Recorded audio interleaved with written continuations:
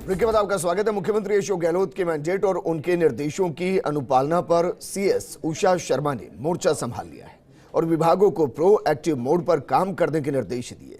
CS Usha Sharma ने marathon बैठकों का दौर शुरू कर दिया और कर्मचारी संघों के साथ बैठक और चिंतन शिविर में दिए गए निर्देशों की पालना समय पर करने और इसके लिए सक्रिय प्रयास करने की बात कही है। ये रिपोर्ट देखिए। मुख्यमंत्री अशोक गहलोत के निर्देशों की अनुपालना में विभाग कितने सक्रिय हैं, सीएस उषा शर्मा ने इसके लिए मॉनिटरिंग तेज कर दी है। हाल ही में कर्मचारी संघों के साथ सीएम गहलोत की बैठक हुई थी, जिसके फीडबैक अनुसार सीएस उषा शर्मा को पालना सुनिश्चित करने को कहा था। ऐसे में सीएस ने विभागवार बैठकें लेकर निर्देश दिए हैं। सरकारी कर्मियों की साल में 2 बार डीपीसी बैठक सुनिश्चित की जाए। साल में प्रमोशन के 2 बार अवसर को सुनिश्चित किया जाए। ऐसा करते हुए कर्मचारी को नियमानुसार तो साल में 1 ही बार अवसर मिलेगा, लेकिन एक डीपीसी बैठक में अगर कर्मचारी किसी कारण से शामिल नहीं हुआ और अगर उसकी नियमानुसार पात्रता है तो दूसरी बैठक में यथासंभव अवसर मिले, ये सुनिश्चित करें। विभागों को डीपीसी के लिए तय समय सीमा में ACR, IPR, 2 संतान संबंधी प्रमाण पत्र और अन्य जरूरी दस्तावेज लेने के निर्देश दिए।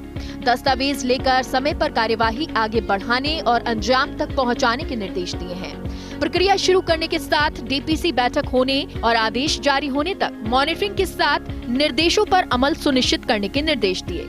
सरकारी कर्मचारियों के लिए IPR ऑनलाइन दाखिल करना अनिवार्य हो। आदेश में लिखना अनिवार्य कि संबंधित कर्मचारी की पदोन्नति किस कारण से रोकी गई है।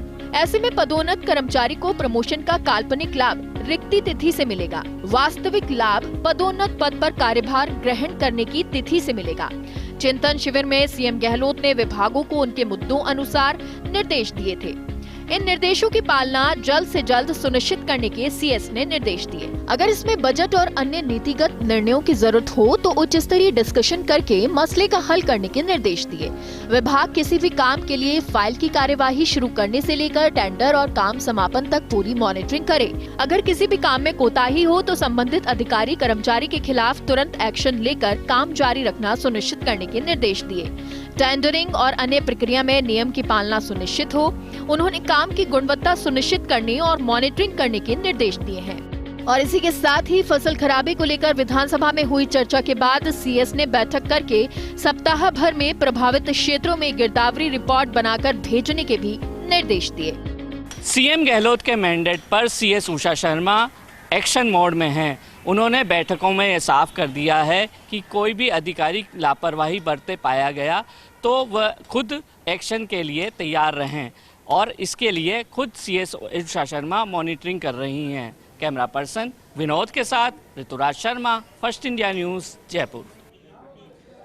पोखरण में